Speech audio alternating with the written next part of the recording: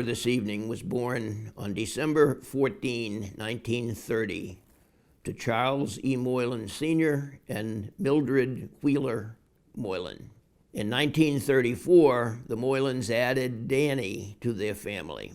Both Charles Sr. and Mildred were educators, and they cultivated a love of knowledge in their sons. Good evening, ladies and gentlemen.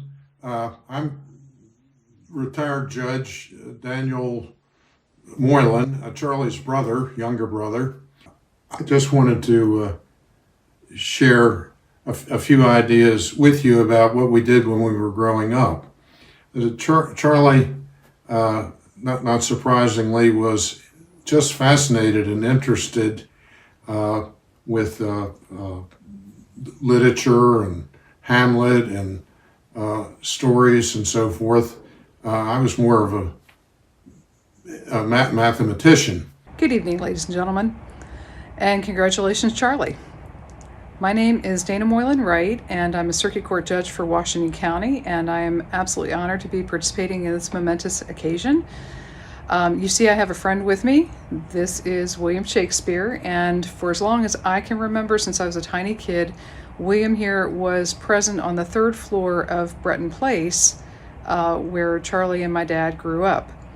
I always heard stories about my grandfather. We called him Paul Wall, but my grandfather, Charles Sr., who was a judge in Baltimore City, and my grandmother, Mildred, having plays, and they would read Shakespearean plays in the living room at Breton Place.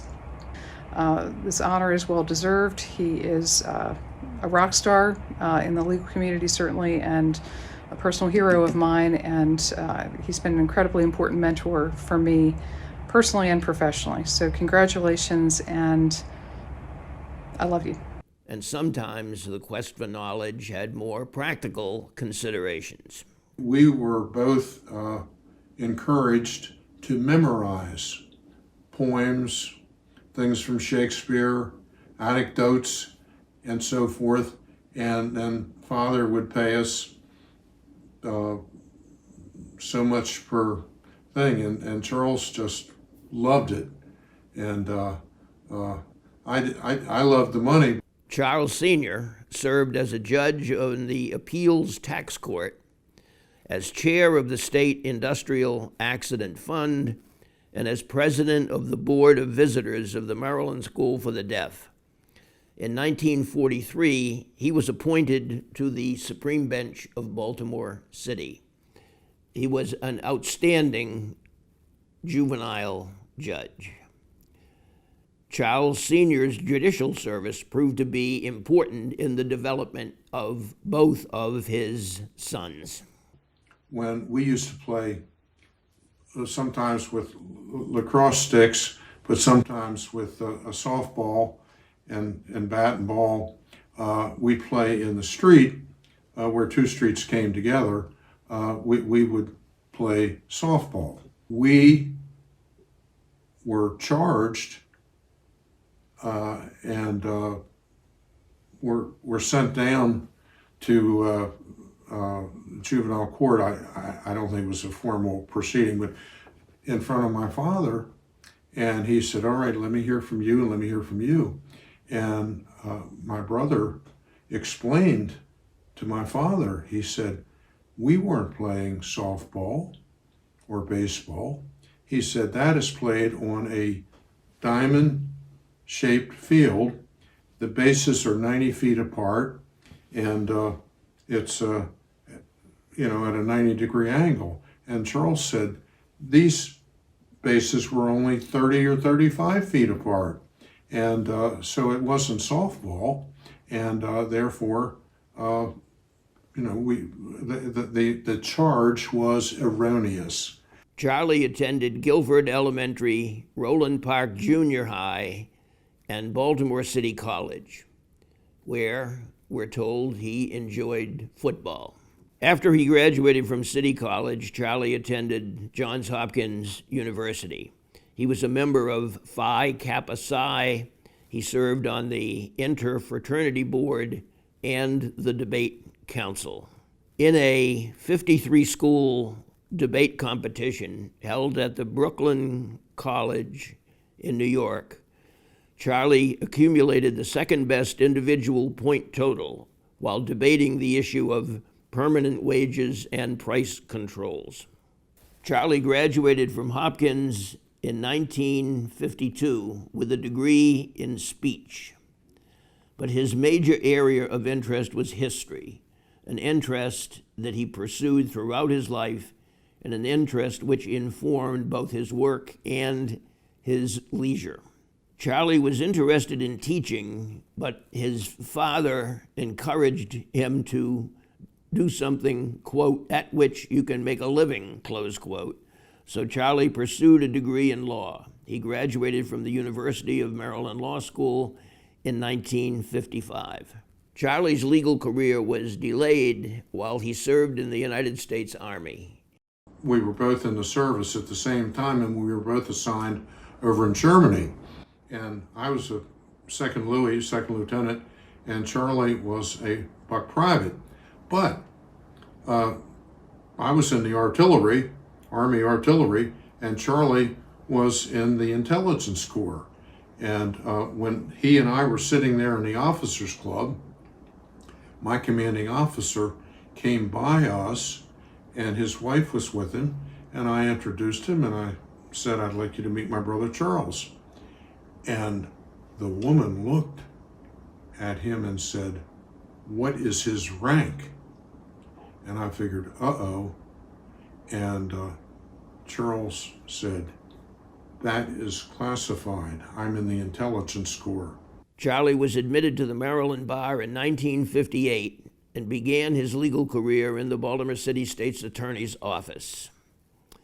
He was an assistant state's attorney, was thereafter promoted to deputy state's attorney, and ultimately elected as the city state's attorney.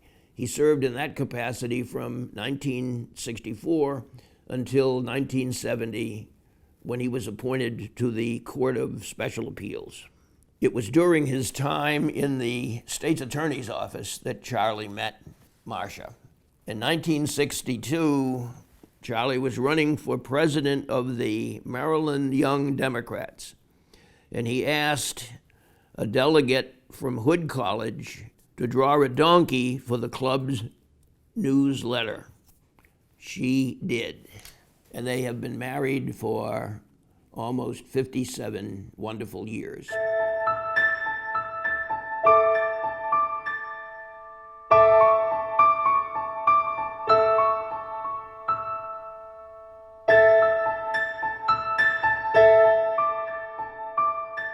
During that time, they raised 3 children, Charles, Daniel, and Trudy, and they now enjoy their 4 grandchildren.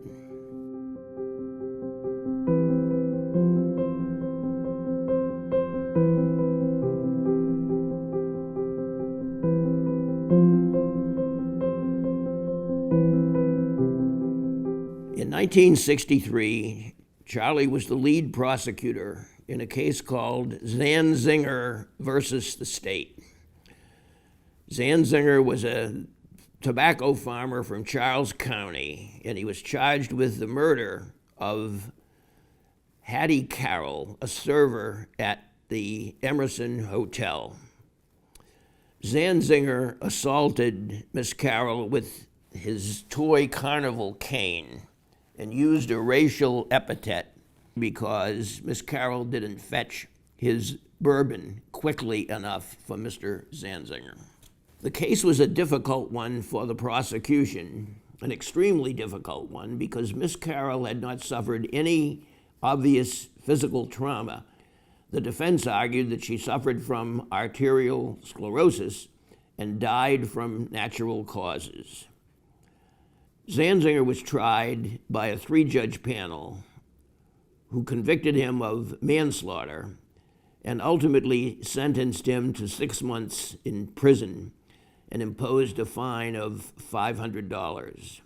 The same day as the sentencing and the March on Washington, Bob Dylan wrote, quote, "The lonesome death of Hattie Carroll," On the 50th anniversary of the Zanzinger case, Charlie was quoted as saying, "It was the biggest single case I prosecuted in my life. This was a massive violation of Hattie Carroll's civil rights. We weren't happy. We wanted more of a vindication than 6 months. But," Charlie added, "I'm grateful to Bob Dylan for commemorating the event." Zanzinger killed poor Hattie Carroll with a cane that he twirled around his diamond ring finger at a Baltimore hotel society gathering. While the Zanzinger case may have been his most famous case as a prosecutor, Charlie's time in the state's attorney's office had a profound impact on the quality of justice in the city of Baltimore. Steve Tabling, a former lieutenant in the city police department, chief of the homicide squad, and chief of the training division, Steve shares with us some of his recollections of Charlie's work. Judge, first I want to congratulate you on your long service in the criminal justice system. I was fortunate enough for you to prosecute most of the cases I had at the beginning of my career. You guided me through many of my cases, through my mistakes, and it just got to the point, Judge, where I wanted to be like you. At the time, I only had a 7th grade education, and I didn't feel like I could do much with that. But I went back to school, and today I have a master's degree from Loyola University and 60 credits above the master's degree. And I just want to tell you, Judge, you're the person I mostly wanted to be like. Because of your guidance today, I have attained an education. You became state's attorney, and you appointed me to several high-profile cases. I think we were successful in a lot of our cases because you and your staff actually went out on raids with us. I eventually was assigned to the police academy, and you used to come to the police academy and lecture. And I have a concept from you that I use in the police academy and on the streets. My name is known as Mr. Get a Warrant, because I copied from you, and you used to say 3 things we're going to learn: get a warrant, get a warrant, get a warrant. I don't know how, Judge, how I could ever thank you for everything you've ever done for me. You were just a big part of my life, and I think you took me from a boy to a man. Judge, for the rest of my life, I will never forget you and what you did for me. Charlie shared his expertise not only in training police officers, but in training thousands of students, lawyers, and judges around the country. His reputation preceded him, as his longtime friend, the Honorable Irma Raker, will now discuss. Judge Charles E. Moylan Jr., Charlie, to most of us who know and love Charlie. Charlie was an icon when I just started practicing law back in the 70s. Or I went to a training program in Reno from National Institute of Trial Advocacy.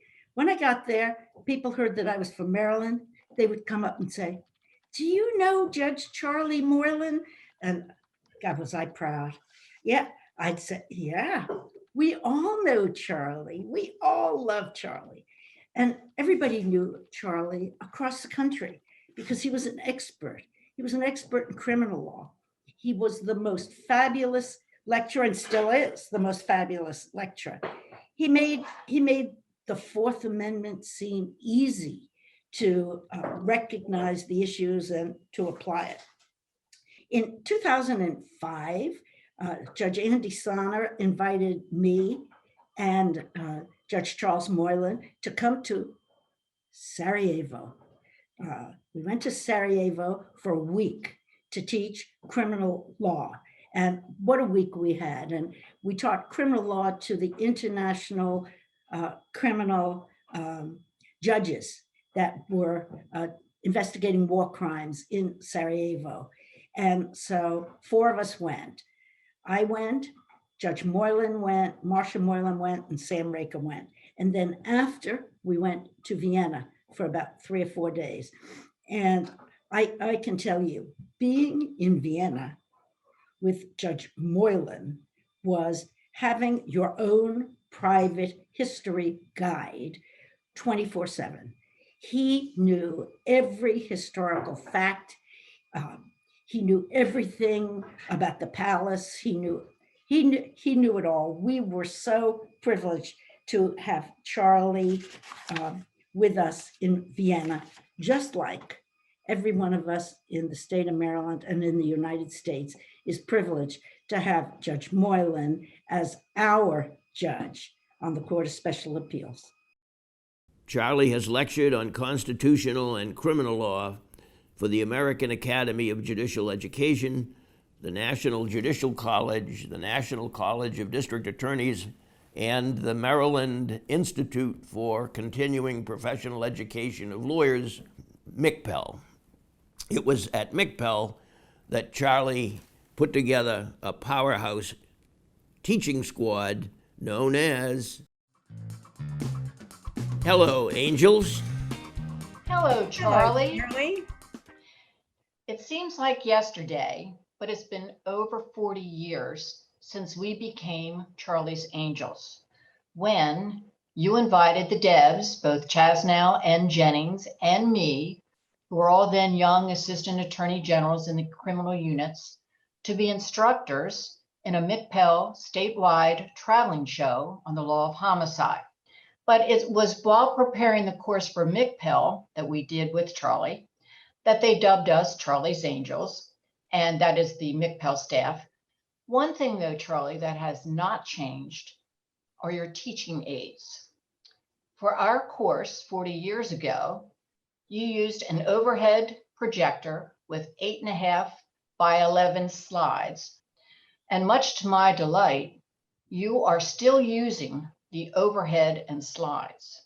As a matter of fact, I think I recognize some of those slides from our MCPEL course.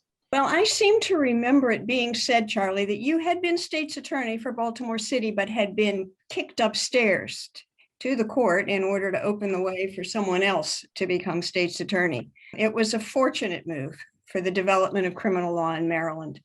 Being an appellate judge enabled you to explain and explore the law in written opinions that have assisted judges and practitioners alike for decades.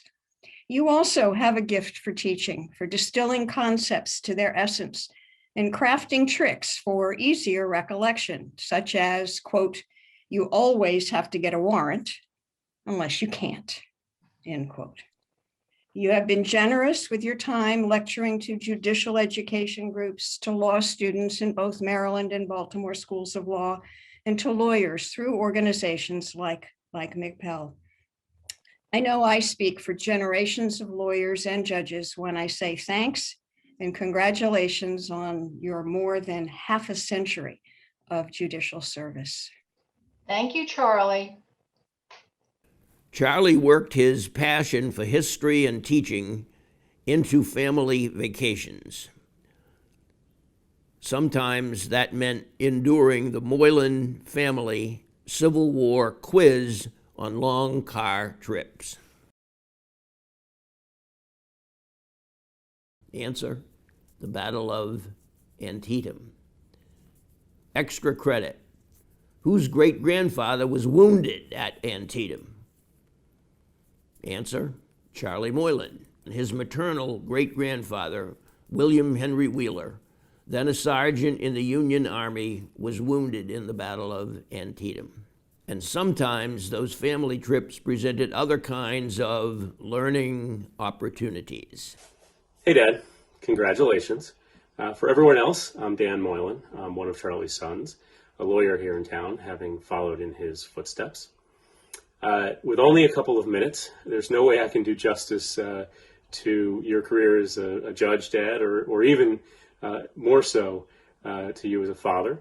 But a couple of anecdotes I thought I'd share with everybody about our travels, a very important part of the Moylan family traditions. The first is a trip that we took out west when I was in middle school, coming off a year in which I had not done very well because of spelling issues in English.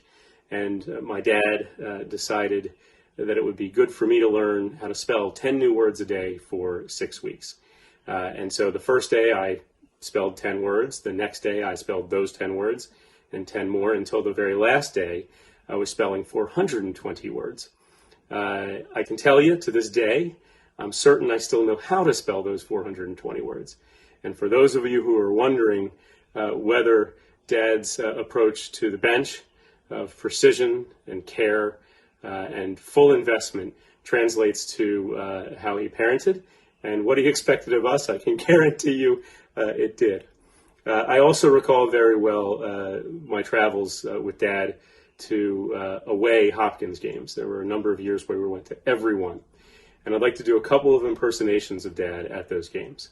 The first is of him watching Hopkins lose on a last-second goal in a crushing fashion.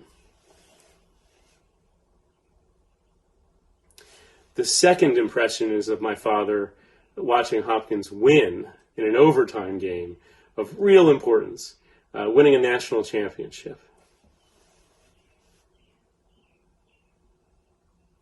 Anyway, Dad, congratulations again on an incredible career, remarkable in every respect, and as remarkable as it really is, it really doesn't even begin to hold a candle to you as a father and a grandfather to the boys. Thank you for everything. We love you. We're now going to hear from a man who has a unique insight into Charlie's love of lacrosse. Neil Grauer, former reporter and cartoonist for the Baltimore News American, and perhaps best known as the man who created the Johns Hopkins Blue Jay cartoon. Judge Moylan knows London very, very well. And he knows that in the Chester Cheese pub, they have a plaque on the wall right behind the seat next to the fire where Dr. Samuel Johnson always sat. In the future, they ought to have a plaque on this seat because this is Charlie Moylan's seat at Homewood Field.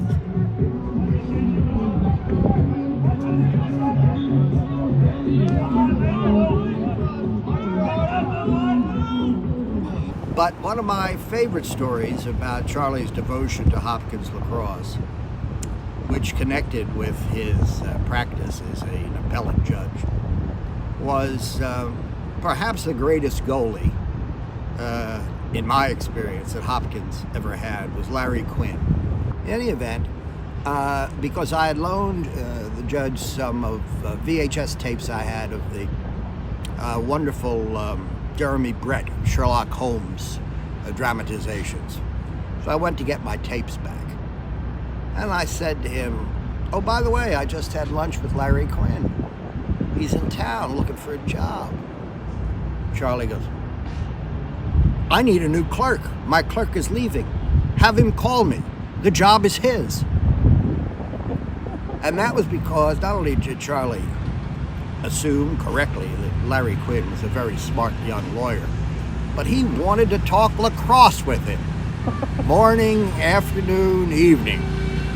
Of course, academic excellence was important in the hiring of Charlie's law clerks, but lacrosse may have factored into that equation on at least one or two occasions.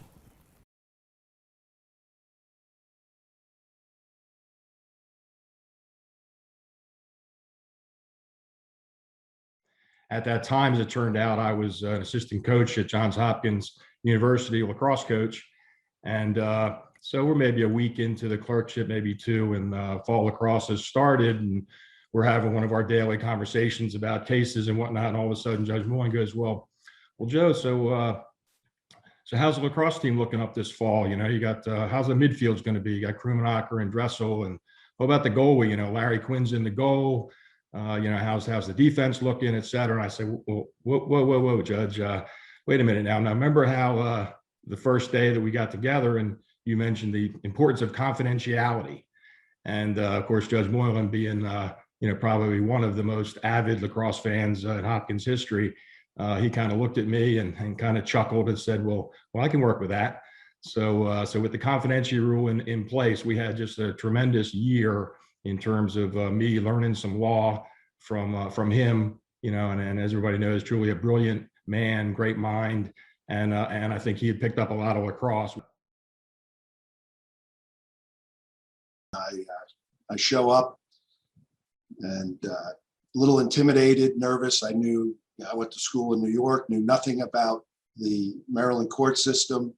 And he tells me, this is what the job pays. This is when I would need you to start. The job is yours if you want it. Now tell me, how's the lacrosse team going to be this fall?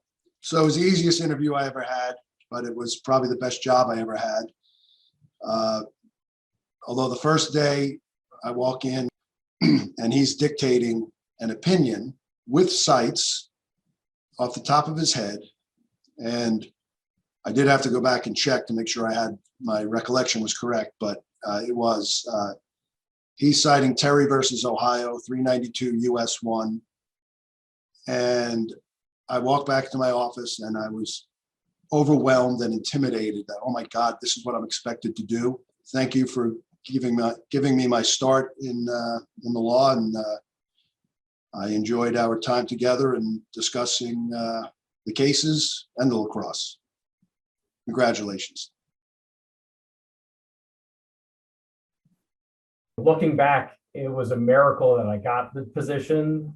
True story, I misspelled your name in the cover letter. I referred to you as Judge Moylan with a B, and I'm glad that you either overlooked it or didn't care.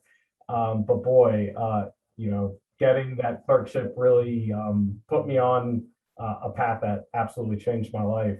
Most importantly, I learned it's okay to not know the subject matter that you've got to become an expert on, and there's just no replacement for digging in the bar library and just figuring it out. And we did that a lot together. So I owe you a lot. I'm indebted to you forever, and just wanted to give you all the best wishes. My favorite memory, I think, of working for you that year was it was just the two of us in chambers, and that earthquake happened. And you kind of came out, like both of us just kept working. We didn't think anything of it. And you came out and you said, Jessica, do you think that was just an earthquake? And I said, I think so, Judge. And then we both just went back to work, and it didn't really occur to either of us that we should perhaps leave the building that was already old and crumbling.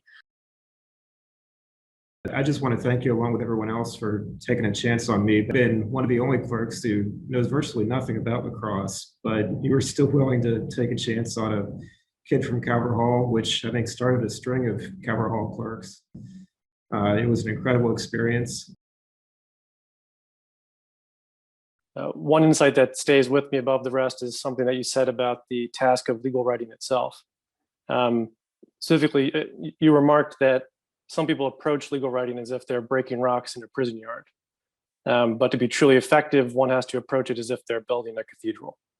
And I think that, as evidenced by your decisions that are set forth across over 50 volumes of the Kelly Green Maryland App Reporters, you've certainly constructed a magnificent cathedral, and one that will continue to be of immeasurable value for generations of Maryland lawyers and legal scholars yet to come. I consider myself to be the luckiest law clerk of yours, since I was with you for 3 years, back in 1997 until you turned 70. I remember walking in and telling you how much I loved criminal law, and that's what I wanted to do. And you telling me that's too bad because you loved criminal law and you would be doing the criminal cases. Having an opportunity to do the theft book with you, the homicide book with you, learning that 72 air fresheners don't amount to reasonable suspicion, to understanding that it doesn't matter what the courts or what other courts may do when they get your case, but to do what's right. More importantly, I think I learned things about life, and things like I can always be late to work as long as I bring donuts, can eat a peanut butter sandwich without anything to drink. and that to follow in your footsteps and learn from you was just an absolutely amazing experience. We now pause to review some of Charlie's favorite things. The Fourth Amendment, the Fifth Amendment, the Sixth Amendment, travel, See's peanut brittle, Hopkins lacrosse, massages, being the number 6 judge appointed to serve on the Court of Special Appeals, and his wonderful family. Hi, I'm Judge Moylan's son, Charlie. Hi, Dad. You know, I remember the early days of your judgeship when I would spend afternoons in your office reading your big book of Crazy Cat cartoons and traveling with you to new cities and listening intently as you gave legal lectures to distinguished officers of the court, and I added jet engine sound effects to the presentation while I played with toy airplanes in the back of the room. I appreciated your great patience then and now, and congratulations on an amazing 50 years on the court. Congratulations for over 50 years on the court. Love you, Dad. Okay, at this point, we're going to move pretty quickly through the wonderful history of the Court of Special Appeals. The first photograph is the photograph of the original 5 members of the Court of Special Appeals, who Judge Moylan will talk about in the portion of the clip from his speech at the 35th anniversary of the court. So I stand before you, ladies and gentlemen, this evening in the unique capacity of being the only surviving specimen from the Jurassic Age of the Court of Special Appeals. And sharing a few random thoughts of what my 32 years with this court of its 35 years were like, I suppose is in a sense, in effect, a history of the Court of Special Appeals. When did it begin? Well, our formal birthday should have been back on January the 6th. January the 6th, 1967, Indianapolis, Chief Judge Hall Hammond of the Court of Appeals swore in Bob Murphy, Charlie Orth, Audrey Thompson, Jimmy Morton, and Tom Anderson, and those 5 charter members of the court, pictured to the far left on the pictures that hopefully you'll glance at later, really got off the ground. Now, we didn't start working, or they didn't start working immediately. The first actual sitting of the court was about 6 weeks later, February the 20th, 1967. Now, just to get the formalities out of the way first, including how we came to be called the Court of Special Appeals, where did it all begin? Well, it began with a study by a committee, specially appointed committee of the Maryland State Bar Association, Committee on Judicial Administration, back in the fall of 1964. The chairmanship was given to Richard Case, then a very, very dynamic lawyer in the state of Maryland, city of Baltimore, senior partner of the then very powerful law firm of Smith, Somerville, and Case, also a close confidant of Governor Tawes, and a key man in the Bar Association. And by the fall of 1966, a constitutional amendment was on the ballot and approved by the voters of Maryland.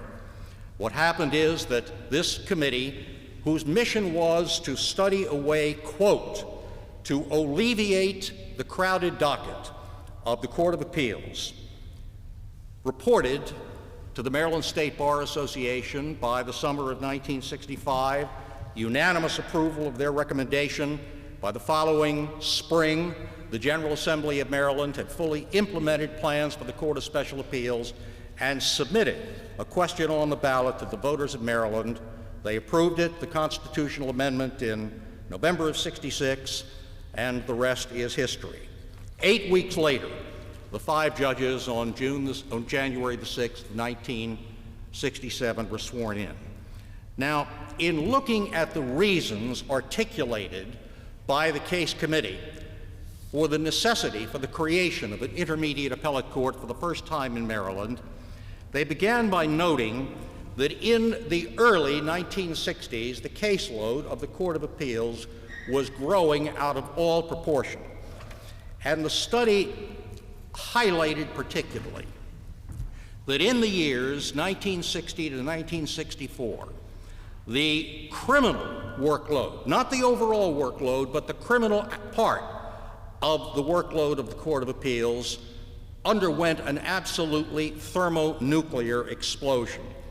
As the case committee reported, the caseload in law, the caseload in equity have remained relatively stable, almost without movement, over a decade. But the criminal load increased fourfold in that 4-year period. 45 cases in 1959 that were criminal suddenly doubled, more than doubled into 98 by 1960, and by 1964 had quadrupled to 191. And the bottom line recommendation is 16 other states have done it out of 50. It's time for Maryland to join, get on this curve, the front end of the curve, and have an intermediate court. Now, why this sudden thermonuclear explosion in criminal law caseload?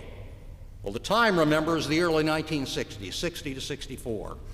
And some of us remember that the decade that ran from June of 1961 and the promulgation by the Supreme Court of the United States of Mapp versus Ohio for precisely 10 years, through June of 1971 and the promulgation by that court of Coolidge versus New Hampshire, was known as the criminal law phase of the Warren Court Revolution. And as a result of that revolution, the Federal Bill of Rights was made for the first time to apply to the practice of criminal law right here in the state of Maryland. But suddenly, with the proliferation of search and seizure, of confession law, both under the Fifth Amendment, Miranda v. Arizona, Sixth Amendment right to counsel, identification cases, the Wade-Gilbert-Stovall trilogy, confrontation, right to counsel, right to trial by jury, there was an explosion. And along with the explosion of honest-to-goodness issues was court-appointed counsel, so that a criminal defendant, unlike a civil litigant, had absolutely nothing to lose, even in taking a frivolous appeal.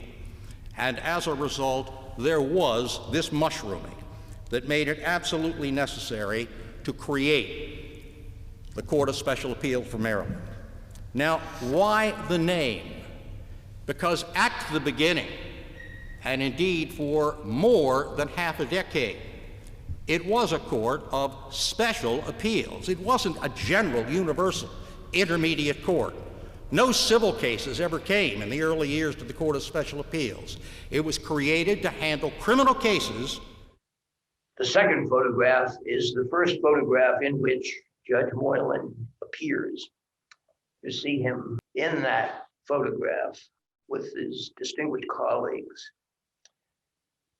The next photograph we have involves the first appearance of Judge Rita Davidson, who served on the Court of Special Appeals and thereafter on the Court of Appeals, the first woman appointed to both of those courts. And in era, Judge Moylan addressed a developing problem that really arose out of Mullaney versus Wilbur. He writes in Gilbert versus the state, 36 Maryland Act, 196 is the citation. An example may serve to illustrate the absurdity of requiring anticipatory disproof of every consideration that might lower homicidal mens rea. Posit a bank robber, armed and wearing a ski mask, apprehended at the bank door as a teller lies dead inside.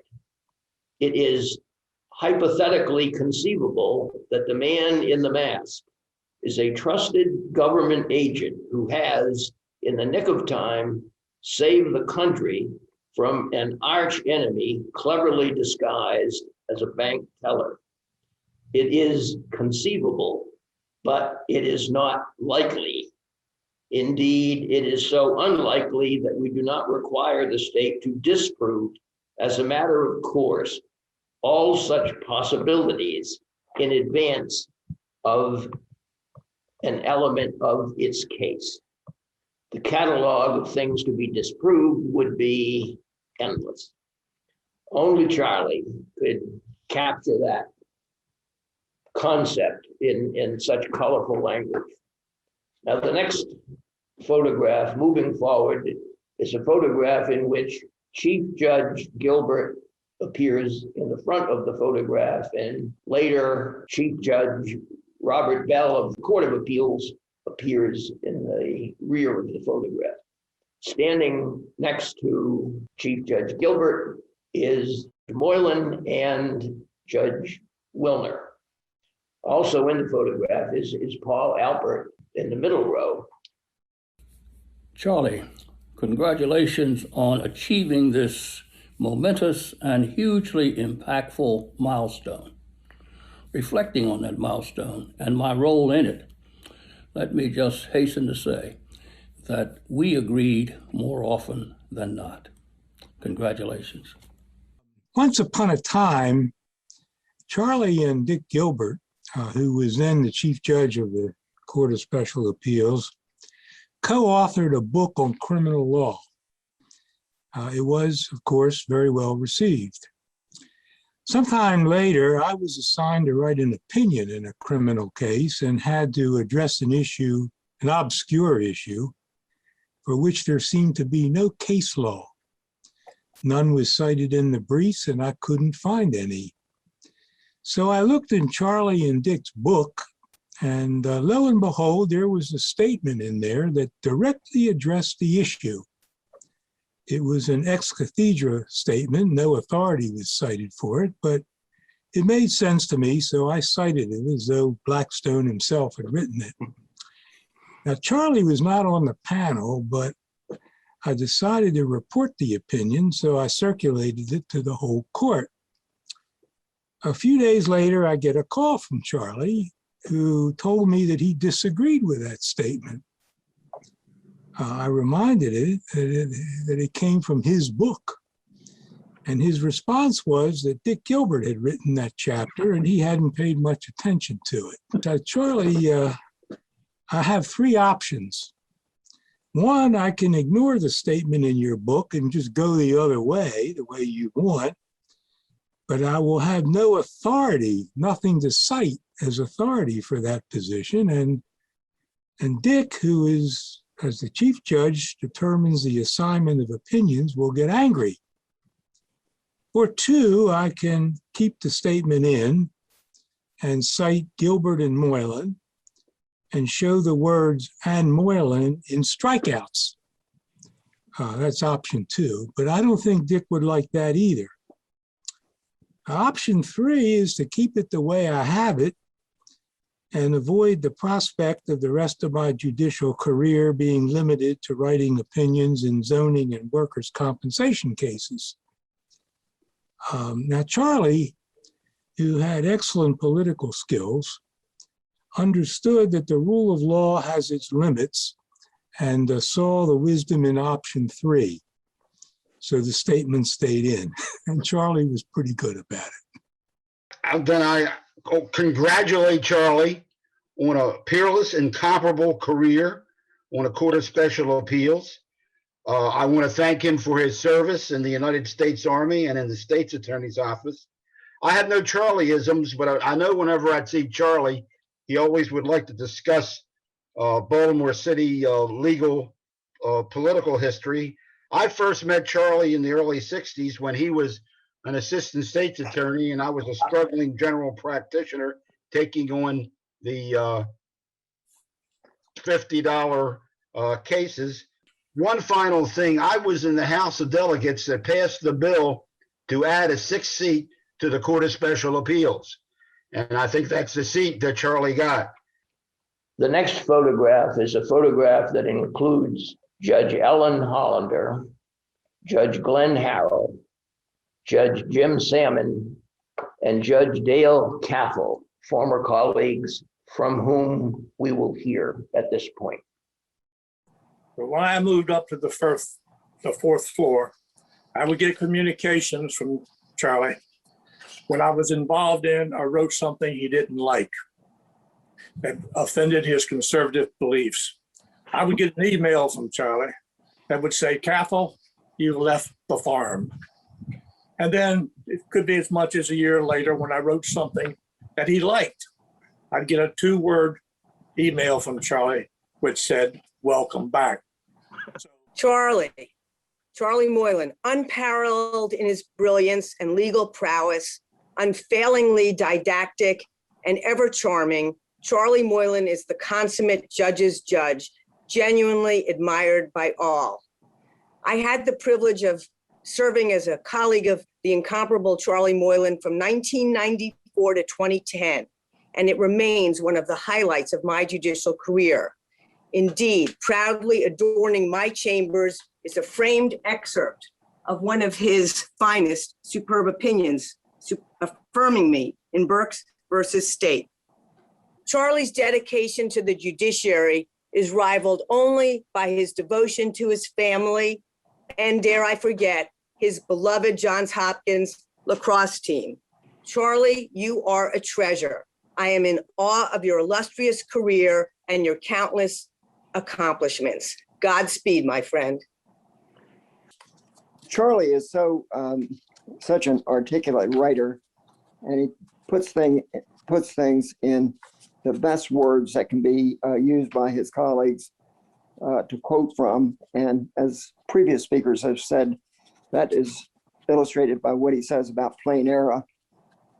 In Morris versus State, he was making the point that it should be very, very, very rarely granted. And he said,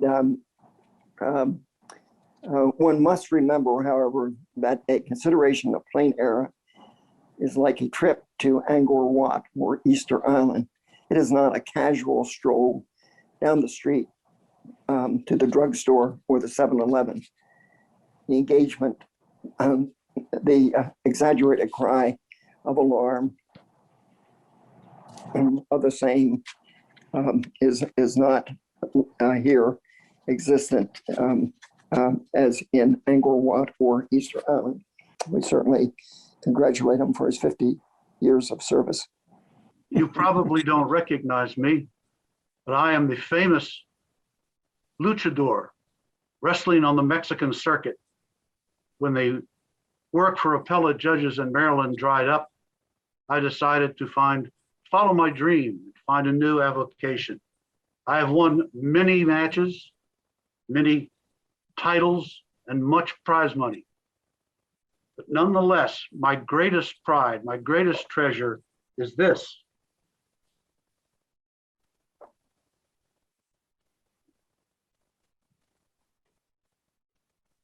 It is a certificate of excellence, an acknowledgement of outstanding achievement awarded to Glenn Harrell on this day, the 25th of October in the year 2007, signed by Charles E. Moylan, Jr. I must have written something in 2007 that he liked. I generally believe that it's folly to try to please all the people all the time. But to have the approval of Judge Moylan for anything that you do is a high prize. The final photo we have for you is the last photograph of the court that was taken prior to Judge Moylan's retirement.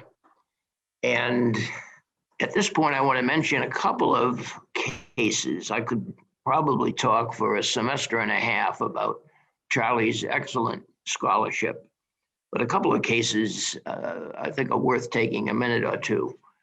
One of the things that Charlie worked very hard on in his opinions dealing with evidence involved the effort to do away entirely with the term res gestae. One of the opinions he wrote involving that effort was an opinion called Gray versus the State. The citation is 53 Maryland App 699, and it involved the admissibility of a note that was passed during an aborted attempt to escape from the Maryland penitentiary. But to set it up, Charlie went to Charles Dickens and began the opinion as follows.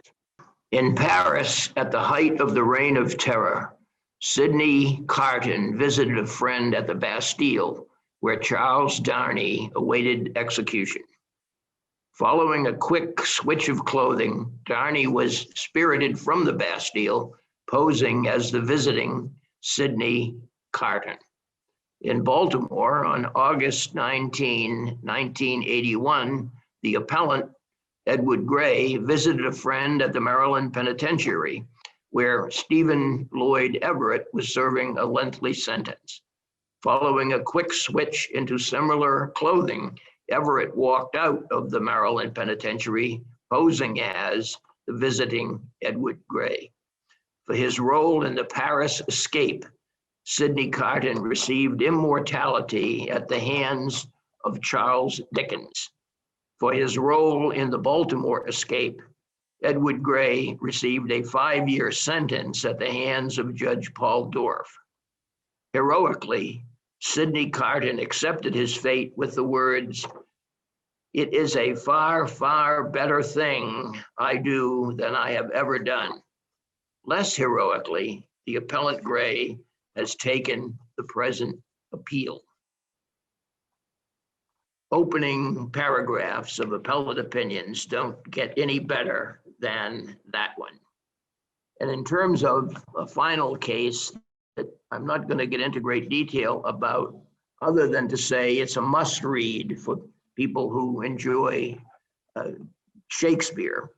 The case is Kehoe versus the state, 134 Maryland App 218, a 2000 decision by Judge Moylan, where he quotes from Shakespeare's Romeo and Juliet, Hamlet, Richard III, Midsummer Night's Dream, and Julius Caesar, concluding with the words of the ghost of old Hamlet, "Murder most foul." Brilliant, brilliant work from a brilliant, brilliant judge. Well, you've heard from several of Judge Moylan's colleagues, and you're going to hear from many more who have had the privilege of serving with him and working with him. I think you will agree with me that the judges you've heard from, the judges you will soon be hearing from, are the very kind of judges that Judge Moylan describes as members of the Court of Special Appeals. Then, now, and please God, forever. There's been a reputation over the years that some of the early members of the court, the Young Turks, were sometimes a bit uppity in the attitude of the second floor toward the fourth floor. And there was certain truth in that. And yet when I remember back, I remember this, that those who had that reputation were indeed the Young Turks. Dick Gilbert, then a very young kid, was one of them. Tom Lowe from the Eastern Shore was probably the ringleader of the bunch. I, who got there at 39 years of age, was one of the crowd. And if we were a little bit disrespectful on occasion of the fourth floor, the irony is we learned it sitting at the feet of Bob Murphy and Charlie Orth.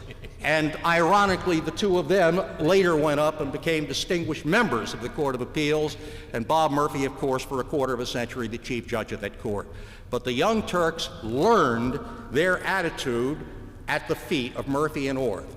And our feeling was, with some legitimacy psychologically, though not intellectually, because of this unusual early configuration, we had enjoyed the actual, though not the theoretical, status of being almost a parallel Court of Criminal Appeals to the Court of Appeals, which was the Court of Civil Appeals. But that changed in '72. It changed when Bob Murphy, if we don't say was elevated, we'll say levitated up to the fourth floor.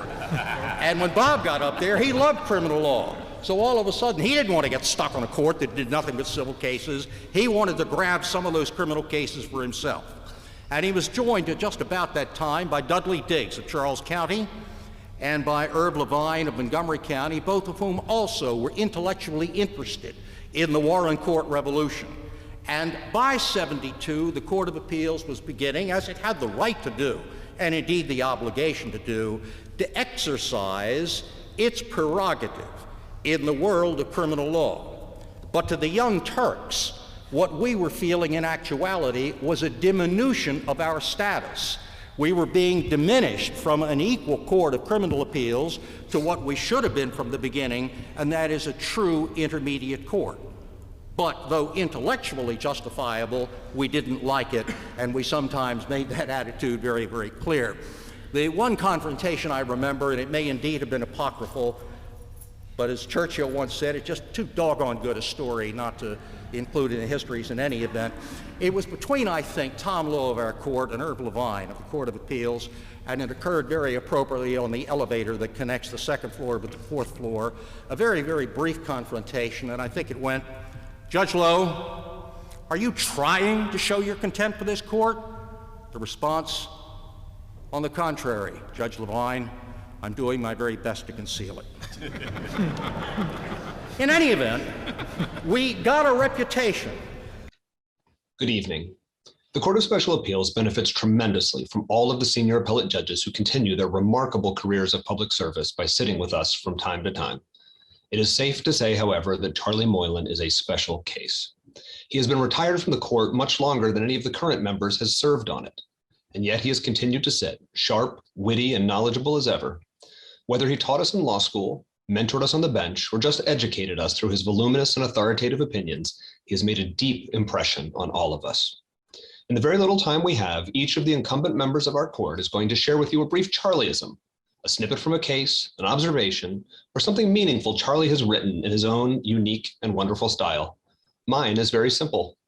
A couple of years ago, Charlie gave me a copy of his book, Criminal Homicide Law. When I asked him to sign it, he led with, "To my chief judge." With all that he has done and who he is, there was something quite special in him taking some measure of ownership, willingly, of that relationship. Since I am constitutionally ineligible to serve beyond July of 2043, it is reasonable to expect that Charlie's tenure may outlast my own. But I currently have the high privilege of sitting with him, and this court continues to be the beneficiary of Charlie's massive intellect, keen insights, incredible work ethic, good nature, and excellent judgment. Now I'll turn it over to my grateful colleagues. I have learned so much from Charlie Moylan through the years, and it's hard to pick one Charlieism, but one that sticks in my mind is from Wilson versus State, where Charlie said, "In making this argument, the state plies us with the glibness of a snake oil salesman." Charlie, God bless you and your wonderful family. We're looking forward. Thank you for your first 50 years. We're looking forward to your next 50 years. One of the many things that I admire about Charlie and revere is that he manages to add interest and intrigue in even the most ordinary of cases. In Holland versus State, he described the hearsay phenomenon as when one, sadly, in a Pavlovian reflex, leaps to their feet and yells hearsay. And he compares Whitaker Chambers' out-of-court statement as Alger Hiss as a communist. We love you, Charlie, and we look forward to many years of working with you. And after getting the opportunity to serve with Judge Moylan, as well as reading all of his opinions, I like to imagine the interest and intrigue he, as state's attorney in Baltimore City, brought to his explanation to the Baltimore City Police of how they now had to start warning defendants of their rights to counsel and to remain silent after Miranda versus Arizona was decided in 1966. Congratulations, Charlie. I quote for you Judge Moylan's opinion in Siriago v. State, the blurt case. Is that a blurt? Is that a blurt? It is the quintessential blurt. It is the very Taj Mahal of blurts. In the pantheon of blurts, the place of honor has been reserved for it. If we were to teach the subject of blurts, as indeed we now do, it would be the crowning example, as indeed it now is. I enjoy Charlie's observation of Buccalo versus Van Dyke, where he said, if you don't ask for anything other than a home run and you don't get a single, you can't complain about it on appeal. Several years ago, I met a Mississippi Supreme Court Justice, James Kitchen, who upon hearing I was on the court with Charlie mentioned that he had first met him in 1950, in the 50s, where he was giving a lecture on the Warren Court. The promiscuous invocation of the plain error exception is rapidly becoming a juridical nuisance. There is a place for the notice of plain error, but it is for the truly extraordinary occasion. There should probably be such notice taken more often than the periodic appearances of Halley's Comet, but not nearly so frequently as quadrennial presidential elections. In any event, this is not one of those rare occasions. Charlie wrote that in Wilson versus State in 2011. To my all-time favorite law professor, during oral argument on my first year in the court, Charlie asked a public defender who was arguing that his case, Dixon v. State in 1974, concerning inventory searches, should control despite being essentially overruled by the US Supreme Court in South Dakota versus Opperman. Charlie asked the public defender, do you think that maybe Dixon simply represented the musings of a brash young appellate judge? Congratulations. A quintessential Charlieism is his use of the overhead projector and transparencies in presentations.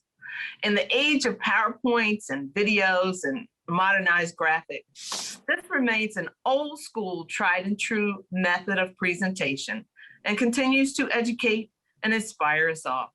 Congratulations, Charlie. Congratulations, Charlie. I think your opinions sometimes take on an operatic quality. And a good example is the opening in Roth versus State. Like a troubled spirit adrift on Walpurgis night, an almost forgotten relic of long repudiated case law eerily resurfaces to haunt the convictions of the appellate. This holding may lay to rest that misbegotten ghost. Congratulations, Charlie. In the 2004 opinion, Judge Moylan wrote, referring to a last-ditch and hopeless argument, Judge Moylan wrote, quote, "It is a classic Parthian dart," end quote. Only Judge Moylan could bring together baseball and a three-car accident the way he did in Blake versus Chadwick, with Tinker to Evers to Chance. Congratulations, Charlie. As the newest member of the Court of Special Appeals on January 11th of 2021 at 11:25 a.m., I was honored to receive the following email.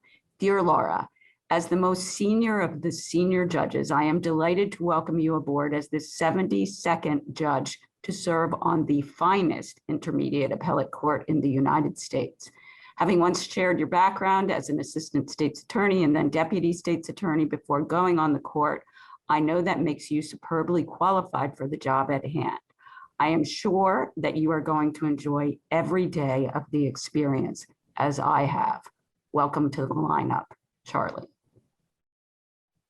So with much love from your grateful and most junior colleagues, thank you, Charlie, and congratulations. A way with words, a judge's judge, a great storyteller, a masterful teacher, and a wonderful dinner companion. Charlie, it's been my honor to spend 24 or almost 24 of those 50 years as your colleague.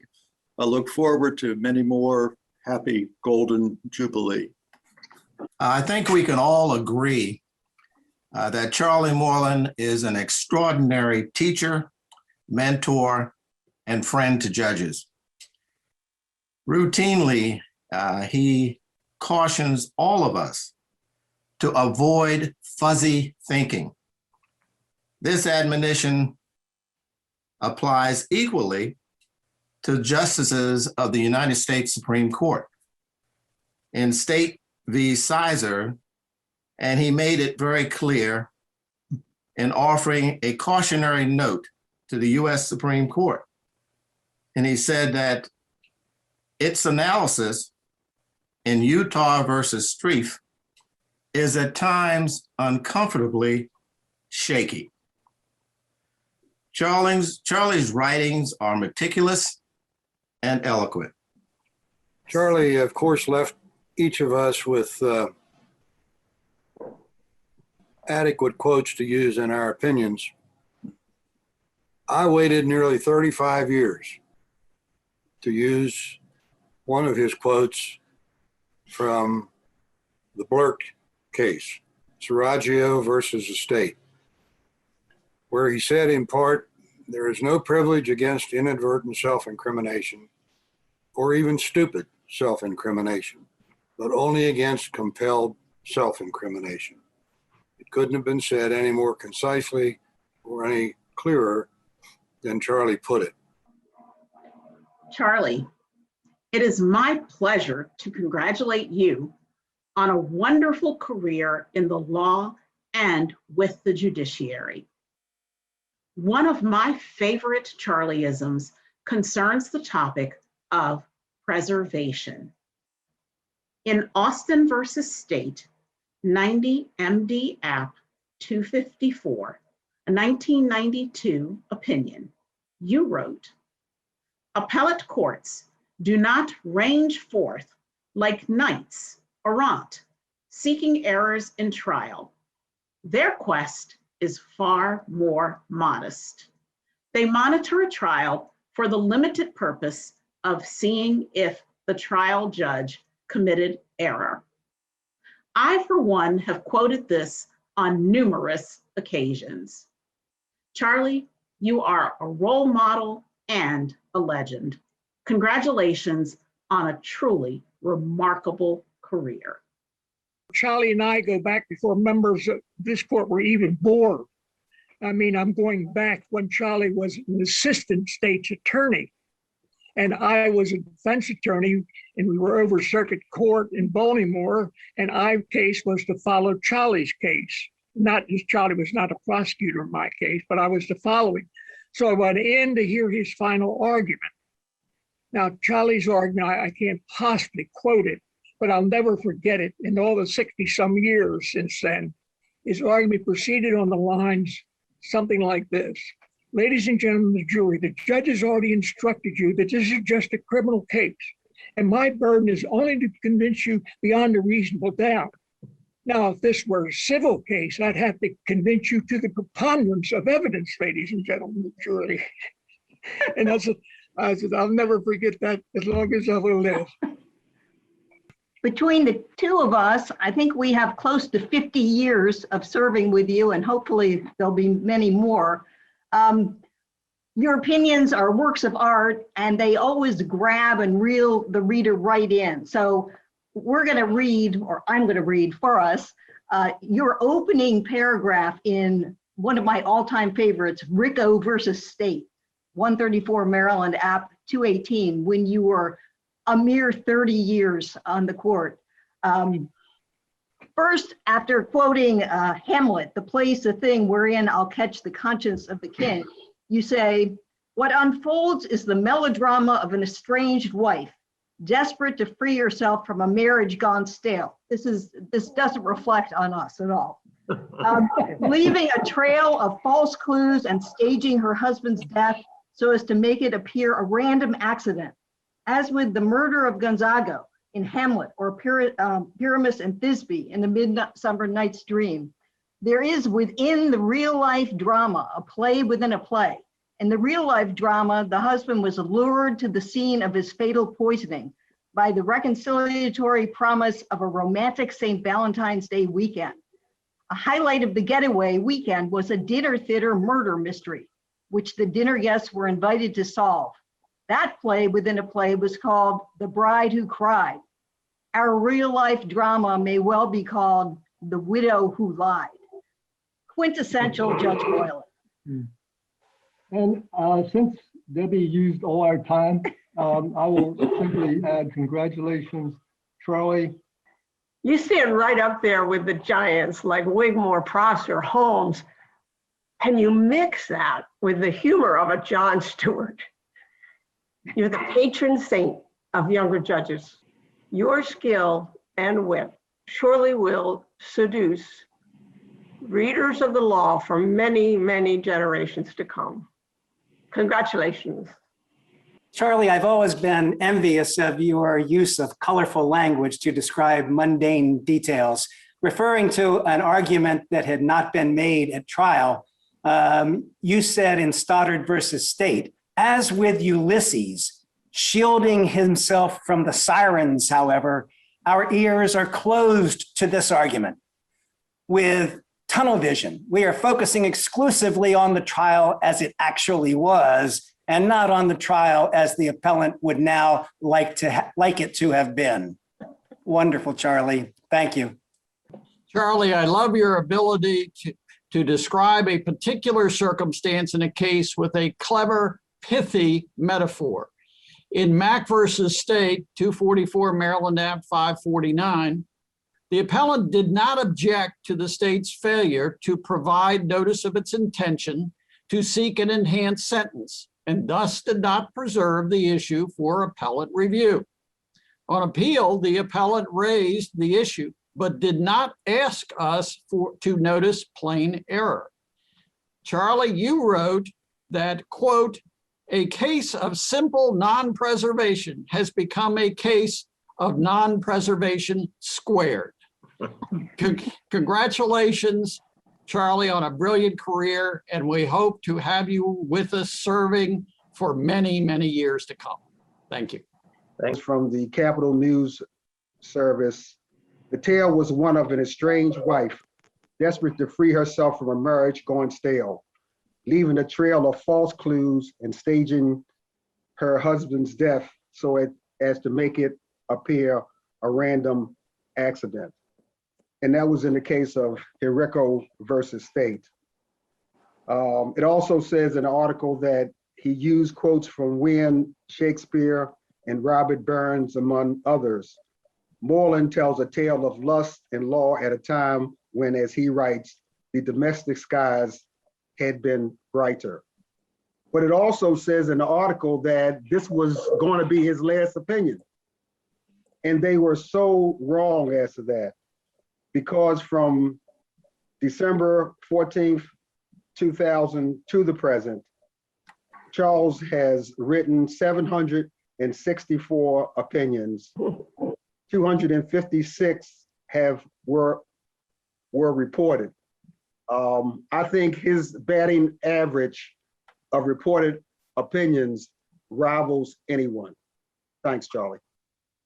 In 2009, in a case called Tolan versus State, Judge Meredith was writing about a case of involuntary manslaughter based upon an unlawful act. And he quotes from Judge Moylan's treatise to this effect. The crime of manslaughter is a common law crime, part of the unlisted cargo on the Ark and the Dove. He refers to involuntary manslaughter as the junior varsity manifestation of that common law felony murder. These are the types of quips that are the stuff of Charlie Moylan's analyses, and they're entertaining, and they've been terrific throughout the year. Way to go, Charlie. I had the privilege of serving with Charlie from 2010 to 2015. Charlie is the quintessential appellate judge with a twist. My example is footnote 3 of Feaster versus State, 206 Maryland Act 202 from 2012.